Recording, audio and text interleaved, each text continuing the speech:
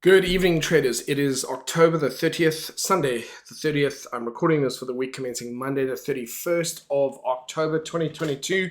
All Hallows Eve, so there we go. Let's have a quick look at the news coming out this week. Again, the markets are going to be that it's not for newer traders. This is not the case generally, but right now, market is a little bit touchy when it comes to interest rate stuff. So we've got some RBA rate statement coming out Tuesday morning I'm based in the UK. We've got some US manufacturing numbers. They're trying to basically, this is going to look, are we going into a recession, or what are the performance numbers like? We've got ADP non-farm employment change, which we get when we get non-farm Fridays, which we'll talk about. We've got FOMC. So these are areas where really the focus is going to be, and this will be a big one. Is the rates of rate hikes, are they going to reduce or increase? What's happening with that?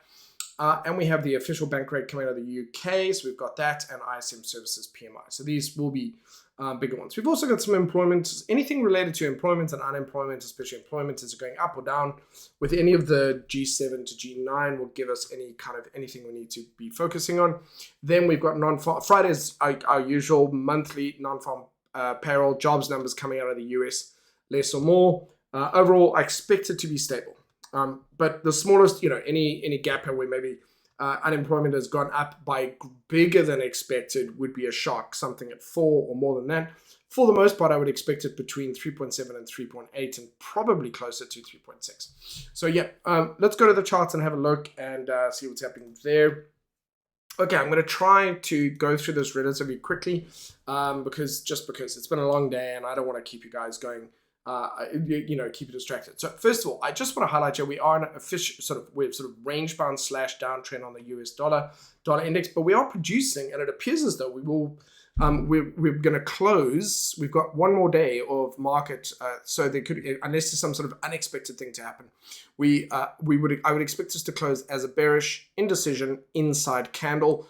Therefore, which can often happen when we're possibly going to get a change, a bit of a correction. And so we might be on the cusp of what we've been waiting for all this time. There's a bit of a correction to the downside, which could see us coming back down to say 105 with that dollar index. We'll see how it goes. What I'd really like to see it do is finish lower for tomorrow, that dollar index. If we go look at euro dollar, broken above the high here. We've broken that sort of soft general momentum trend line. We're well above the 50-period moving average, which we haven't had in a while. Coming back, we've produced a little bit, we're below parity. I'm not worried about that. A little bit of an indecision candle. If tomorrow we finish above the high, anything above this, I would consider that a big win.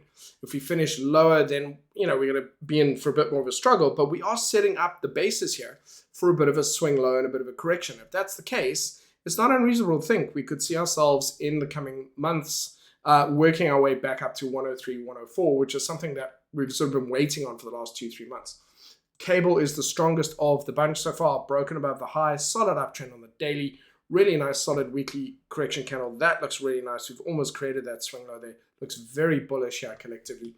And actually, it's not going to be unreasonable to see this. If we do get that follow through, we're going to see us head up here towards 1.2, back up to 1.2 there. So Aussie dollar, US dollar, not as strong in comparison to that. So it'll get pushed up by a weaker dollar. So the weaker dollar will lift it a bit. But I'm not expecting any major miracles here at this time. So again, how tomorrow goes will determine a little bit more of the rest of the week. I'm expecting a fair likelihood that we'll finish a little bit higher for the first day, which will wrap up the end of October. But that isn't guaranteed. And so we'll see how this goes. Okay, so looking then, Kiwi dollar is going to be a similar thing. We've broken above these highs, which means we're in a weekly retracement. And we're producing a really nice bullish candle off a historic low. So again, we could see a moves up to 0.6, a little bit higher there, 6.2 in the future there. Moving on to dollar yen. Okay, so here's the thing. Bank of Japan are going to keep interfering. Right? They've had a bit of a correction here. If we get that weaker dollar, they're going to start pushing up a little bit. In other words, they're smart enough, BOJ are smart enough to try to not always have to use all their strength if they can get something else to do the pushing for them. So if we're going to get that weaker dollar, they're going to probably add a little bit of momentum to it. And so for me, just makes it very tricky. When I look at some of the yen crosses, some of them are showing a bullish return. But BOJ does not really want that to be the case. And so I think throughout November, we're going to see some problems with that. We're going to see some just more volatility. We need to have that deeper correction. Okay, dollar Swissy is hinting actually here in this case at a stronger dollar. A little bit of a contradiction there. It's a major level that it's at. It's And it is hinting here at a bit of a stronger dollar that's come back. Looks like it wants to push a little bit higher. So that one is kind of straying a little bit from what I would have expected. Dollar CAD is here at within a range. That's a clear range that it's stuck in, and that is look just at the bottom of it, and therefore could work its way back up. So there's some mixed signals here which we haven't necessarily had in a while, and so we're going to have to see how that plays out. Anything funny on the ruble? No, nothing there. It's gone into a coma. All right, let's look at EURUSD. So EURUSD, I'm still very happy with that continuing to the upside. Parity's here, so I think that there's no reason why it shouldn't keep going up to parity. It's already done its swing low here. I think it's got a lot of room to keep going. I think the probabilities of a finishing up at parity is a good start. Then moving on to gold. So if we get that weaker dollar, the only one that's kind of bucking the trend in terms of commodities is gold. It's battling here. It really is battling. And if we've got a double bottom here, we've got some bullish divergence on the indicators. There really is a lot of evidence to support the idea that gold should be pushing higher and just is not able to, which makes me a little bit concerned. I need to see us not just break above these highs, get back up above that 1680 and work its way up to 1700. It's not showing that at the moment, so it could possibly come down and test this level again. It's acting weird, so I would watch it from the sidelines until it starts to break a little bit higher, because it's definitely acting up. Let's have a look at copper. It's just ping-ponging and ranging around here for a while. Again, it's a watch from the sidelines thing. We look at natural gas. This trend overall is looking really nice and intact.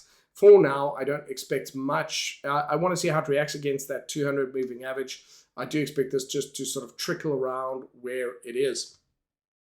Then we look at West Texas. So this has produced a very nice, I'm just going to hide these things. We've got a very nice sort of swing low on the weekly there. We've got a very nice bullish candle in the moving averages there. And for the most part, this is looking more bullish than bearish.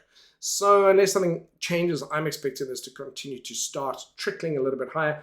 And a weaker US dollar is definitely going to do that. Brent crude as well, as I said, that pretty much the same thing. I'm going to expect it to start pushing through these highs over here. A little bit lackluster, and I'm surprised gold isn't following through on that. I really would have expected that. Then we've got sugar. It's really weak, so an attempt to move higher, nice and bullish, and getting knocked right back down here. You can see that exhaustion and that sort of creeping in failure there. So that, okay, not expecting much from that. I'll possibly find some support here, but not tradable. No real high probability setups. This, wow, coffee falling off a cliff, so to speak. I mean, it's going to slow down as it hits that 50-period moving average and it comes into these old highs over here. And then we'll see about a retracement. So on that one, I just want to see it continue down just to finish that move to the downside. Wheat is very similar. Look at that kind of one move up. So we've had a sort of a bullish candle, follow through, rejection coming back down. This is more range-like behavior. So for now, again, no tradable opportunities, and I expect it to bob around and possibly head a bit lower. Wow, and look at cotton. Cotton finishing right at the close, right near the lows. Very, very bearish close on the week. So far, bearish close on the month. So also expecting that. Similar to coffee, looking for that to just keep dripping a little bit low as it comes into these old highs over here and down towards that these old highs down here, the lower ones down there at 60. So let's move on to the global indices. We had a phenomenal week from the Dow. This is really respectable. Ask yourself this question. If the market is weak, then how is it capable of doing something like this? So what I mean by that is this is it is a bullish engulfing candle. It's really rare off that 50-period moving average. Strong rebound. Weekly, almost potentially above that 50-period moving average. We have to do that. In order to meet the criteria for us to return to a bull market, one of the 5 or 6 criteria that I have is to get us back up above that 50-period moving average. And we're almost there. We'll see how that goes. Monthly looking amazing. And this daily now becoming overextended, broke this previous high. I'm very optimistic. It looks really good. I like to see this. The S&P has to follow through. It has breached this high, come back and retested it, produced a bullish candle. So unless we get a bit of a surprise tomorrow, I expect this to try to continue higher. Then we've got the Nasdaq, which is the weakest of the bunch. It still produced a really nice bullish candle off that 50-period moving average. This does not look super encouraging. This looks okay. Really cool if we could break and close above 11,725 tomorrow. I'd like to see that happen. So this is good because remember, we're not back into that bull run for a while yet. We'd still have to get above the 50-period moving average. It could take several weeks. So it's never an instant thing, but these are, as I said last week, these are the kinds of things that we need to see a turnaround. And they're really good and they're really strong and we followed through. So I'm very, very optimistic. it doesn't necessarily mean we return to this really nice, easy pickings thing. We could, Ray Dalio, Michael Burry are all concerned about stagflation, where we have low unemployment and low growth.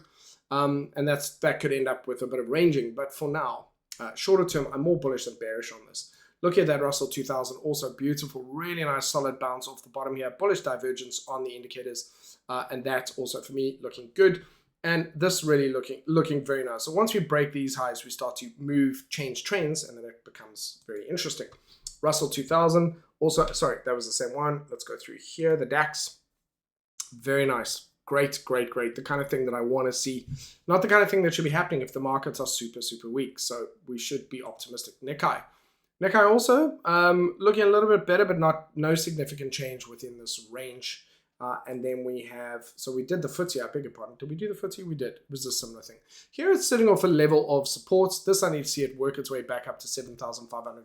But I'm very happy we're back over 7,000, which is what we should be, with a nice little bullish candle. I want to see a continuation there. And let's finish off with that ASX breaking above these highs here at a double bottom there with bullish divergence. These are fantastic signs, guys. They really are. They shouldn't occur if there's just a passing kind of a, let's just try and see if we can climb a bit. They usually are the kind of things that you would see. If you look back, they would be the signs that you would see when the market was turning around. Okay, so I'm going to treat them as such until such time as they reject those things. Right now, they appear to be following through. And as I said, something unexpected would have to happen out of the ordinary for that to kind of change things. Right now, it looks as though the markets are attempting to turn around. So one of the things I want to add, no, the systems overall, global systems overall, were not necessarily in perfect shape, but man, they were definitely not in the shape that they were in 2007, 2009 global financial crisis. From the sense of the average citizen carrying way too much debt and overextended. And salaries were on the improvement, jobs were looking okay. In general, I'm generalizing here. So not necessarily in the same kind of situation, and therefore it's possible, inflation absolutely an issue, but key factors in inflation are the Russia-Ukraine war, amongst other things, and actually the increases in jobs, as people are earning more and starting to pay more and spend more. So post-COVID, there's a lot of things that cause those situations. So the question now is that going to come back under control? I don't think we're out of the woods with all this stuff yet. And I'm also, by the way, I'm not qualified to speak on all those things. From a technical perspective, I'm just saying the markets are starting to look more and more bullish. Okay, Glencore. Let's go through these individual ones. Glencore looking fine, but that's a battle that it's got there at that 500 level, trying to get through it. I think it's probably going to make it. So far, I think it might make it, but it's a big level that it has to work its way through. We've got Tesco. This is not a great sign. We've got depletion there. It's a sign of weakness. I think we're going to battle when we get back up into this 220 level, but that's a great monthly bar. That's a really good one. So I want to get us back over that 50-period moving average. Is not a great thing. I'd like to see us, if we could close above that, that would be a really great way to finish off the month. We're not just there yet. Amex is looking good. A little bit of this has got a little bit of bullish divergence. Nice little double bottom there off that 200-period moving average. It's a recent thing that I start talking about the moving averages, and it's not because I necessarily rely on them, but there is no doubt that there's a reaction off these moving averages, and I find that they can help some of my viewers with regards to an analysis of their own. So I'm starting to include it, and I'm enjoying it as well. You can analyze with less, but I find that adding that bit more in is color for some people, even if it isn't for others. Apple. Okay, so Apple is killing it at this point in time. It's a strong move. They've got to get just above this little level that was support. I'm not really sure why they wouldn't. Let's see how it goes. But this is going to be the big battleground. This is going to be the big battleground, so we'll see it is. And Amazon, I'm adding in for you, Michael, not because of any special request or anything, but because we always talk about Amazon. And so we'll see a drop here and a bit of a recovery. I like that. There's bullish divergence here. I think we might see a bit of a surprise. Again, let's just see how it plays out. But we could see a bit of a recovery here and see it go back up from that. And again, it depends if tomorrow is a good day or a bad day. But it could change the picture here. For example, if we had a really big rebound and closed above 120 tomorrow in a single day, which would be ridiculous, then that would in itself also be an incredibly bullish sign. So we're just going to have to see how that goes and how it would change this candle. For now, clearly a bit of a battle, and we'll see. We this is a bit of a mess right now, so we need to see how that recovers. But I'm going to start including Amazon into my list of charts. We've got ARC, nice little beautiful double bottom on the daily, looking a little bit bullish here. That's good. I like to see that climb. Monthly's looking good. Okay, so at this point in time, the trend won't change until we break above this previous high over here, 53 in that area of 53.86. It won't change until we see that, but it is looking good. AT&T, look at that recovery. So they've kind of had a bit of a stinker recently and managed to rebound from that. So I'm not going to call them Teflon because I don't think that they're stable enough, but man, they swing wildly. It actually must be incredibly emotional if you hold stock with them, because it's just like massive drop, big cover, big recovery, big up and down. It's just quite a big move. So they're recovering relatively well from that. Let's see how that goes. We've got Adidas. Adidas, of course, as you know, has been in the news the last week with some inappropriate associations with certain celebrities. And as you know, anti-Semitism is on the rise, and that's not acceptable. I don't buy that with anyone's story. Anti-Semitism is not welcome. And so, yep, you pay the price consequence of that. We fought world wars over it, guys. It's not a good thing. Okay, so here we see big moves to the downside. I want to see a change in that. Right now, I can't see any of that. The clues would be if we start to break above these highs. I've added Adidas in because I want to see when they recover. Okay, so anything that's in the news of interest, want to see how it potentially impacts them. So here again, looking good. Berkshire Hathaway, that's a strong move, closing right near the high. There's no reason at this point where I can't expect this, where I don't see why this wouldn't just work its way back up to these old highs. BP, there we go. That's a bit better. Struggling in this area. Let's just mark it. Let's just kind of like, oh, there we go. I have actually done that. Let's just mark that and see if we can get through that for BP, but so far looking good, looking a little bit stronger. I'm quite happy with that. If we then move on to Exxon, so I put these two together. Look, Exxon's on fire, man. You can't really stop them. At this point in time, they're looking relatively good and nice and strong. So they're doing all right there. And then it's Coca-Cola, same thing, part of Berkshire Hathaway, nice strong finish. Really good area for it to find some support on these previous lows over here. Quite like the look of that. So looking good. FedEx. Okay, so FedEx had this bit of a drop, but this is not a bad finish here. This kind of thing, especially with price closing near the highs, this looking good. This is bullish. My expectation here is to see it potentially break out where it is and work its way over 165, possibly up towards 180. We'll see, but that looks nice. Okay, so that's cool. And if we're going, for me, this is definitely we're gonna have to start to break above these highs. We're gonna need a high low on the weekly to see a change in that trend. And then we've got General Motors. That's a solid turnaround there. High low, bullish candle. It should be able to break through this level of resistance at 40. Should be able to do that, and then it can start to work its way up from there. Okay, so looking nice and bullish. JP Morgan Chase, very nice bullish engulfing candle. That's superb. Nice double bottom, meaning this low versus this low, and this really nice solid bullish divergence. All of that really phenomenal. So this has got these next levels in its sight, looking good. Yeah, I expect that we'll have some pullbacks, possibly testing these lows, which will happen over the next week. But in principle, the momentum appears to be shifting to the upside, which is great. We've got Meta, Facebook, which is going the other way. That's not a good sign. There is bullish divergence here, so you can see it here. It's not a great sign that we're heading down with all of that. Oh, wow. That really is. We're now below 100. So psychologically, that's a big number as well. And a gap down. So, I would expect from, there might be some, but overall, I think let's call the trend what it is. Let's just say that that's in a downtrend at this point in time. We've got Morgan Stanley. That looks good as well. I like this one here. Nice little high-low bullish candle. High-low here. Looks good. I expect it to continue pushing through. So, as I said, we can have some corrections.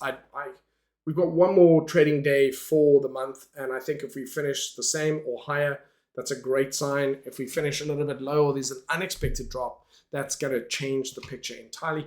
And then if we do finish this strong, then my expectation is, we might see some corrections in the early parts of November, maybe in the rest of the week. We'll see how non-farm payroll plays a role. Definitely with regards to now, it's going to be the thing is unemployment. That's there's going to be attention paid to unemployment. And overall, I think Biden is keeping the US on track. He's keeping the ship stable. And therefore, I think that unemployment, we'll see. It shouldn't go out of whack. It shouldn't really. We'll see. I think it's reasonable to expect an increase in unemployment, and a really big one would be a surprise. Otherwise, we might be fine. Okay. Then we've got, so Netflix here is doing well, man. Look at that. Nice little breakthrough here. Relatively speaking, better than Amazon, but Amazon has got a whole lot of other stuff going on, so in their defense. So we're at this level. Can we break through 300 and get over that? Looks good. I'm pretty happy with that. We've got NVIDIA. So, from an investor's perspective, and this is not financial advice, but, we always talk about buying stocks when they have a nice, a nice correction. And we're seeing signs here, for me at least, that possible bottoms here. So I'm just find that really interesting. We could be looking back a year from now and go, wow, that was a bottom, and that was the last really big correction that we're going to have for many years. Well, hopefully not, but yeah, there you go. That's the thing. You can't hope to catch buy stocks at really low prices and then go, well, we can't have bear markets, because those are the only two times you can really buy them at that. So bear markets are your best times to buy stocks at a discount, and therefore you have to have a plan ready for that. Am I wrong about that? Possibly. I don't know. We've got PayPal consolidation here. Not really picking up much momentum at this point in time. So it'll go wherever everything else goes, but it's just sort of following the pack. Nothing on its own happening at this time. Definite bullish divergence here. You can see clear bullish divergence. So let's see if that turns around. Spider looking solid bullish. That's really nice and bullish. That's really nice and bullish. That looks really good. So I just expect this to keep pushing up, back up towards these highs. So these are great. Spotify is same thing, very similar to PayPal. Bullish divergence, hovering around this area. I framed that as a range. We've broken down the bottom of it. Let's see if we can get back over it and turn around. There's some good indication. We'll see that happen. Tesla. All right, so Tesla's doing all right. Looking at these monthly candles, you can see these wicks here. It does okay. It's kind of holding up, right? It's holding up over there. We'll see we've got a bullish engulfing candle for the last week and a bit of bullish divergence there. This could be a nice little bottom here and see it break and work its way back up towards 300. Could be the case. That's a great finish on Friday. All of that looks good. So 240 is reasonable. Can we make it all the way up to 300? We'll see how that goes. But if it's going to do it, yeah, it could be the case there. So that's going to be cool. I think 300 is going to be a battle, potentially for a while. Let's see how quickly price works its way up to those levels. We've got Vanguard. Looks great. Man, solid. Look at that. Solid. Pull back off the 50. Nice bullish candle. Takes off. Pull back. Bullish candle. This could well be it. I like that. So again, aside from, some maybe shorter term pullbacks for a couple of days, I'd like to see us finish much higher over the coming week. Then we've got Vanguard, which we finished on. So we've just done that one. Let's look at bonds. I expect there's a bit of a swing low on the weekly. Maybe we'll see them push up a little bit higher. We've already got a bearish candle here setting to move, but look at that bullish divergence. So bullish divergence in a case like this is hinting at, we could have another double bottom and then see a change trend, but it is hinting at in the next 10 to 60 candles, we're going to see a turnaround to the upside. Eurobond, absolutely even more so. It's traded even higher. I put this in as a bit of a level of support. We've got bullish divergence. Yeah, we're going to see a turnaround here. I don't know how far it'll go up to, but we're going to see a weekly correction on this soon, if not in the coming week. All right, cryptos, let's wrap up. So cryptos starting to form a nice little basis there on the monthly. That's not bad. The picture needs to be, we've got to break this high here. So we need to see a bullish candle start to break above here. And that'll be looking good. So that's Bitcoin. Ethereum is doing a little bit better. Here. Again, we need to start breaking above these highs, work our way up to 2,000 for that really nice solid move to the upside there. We've got Cardano's also looking okay. It's just trickling now. I love these because they're in a bit of a coma, and then we'll see them ultimately when we return to the comeback of the cryptos. We'll start to see some really nice big moves. And then you'll realize these little comatose moments were the best times to potentially come in. For those people who like a little consolidation breakout with very tight entry to stop loss, those are the kinds of things that could potentially be. Binance, look at that. Boom. Very nice big move. 330 is a big level for it, but it's looking potentially as though it's going to make its way and attempt to break through that this coming week. Solana in a little bit of a coma here as well. Interesting. Just tiny. I mean, this is fascinating. From a trade perspective, there could be some stuff there. But, it did move higher this week. So the question now, and there's definite bullish divergence, higher lows there, lower lows there. Start to break above these highs. Okay, so let's wrap it up. compared to last week, the moves were exactly what I was hoping for. I'm very happy with that. The only disappointing one was gold. And this week, I'll be happy if we get a similar follow through, but I'm not expecting it.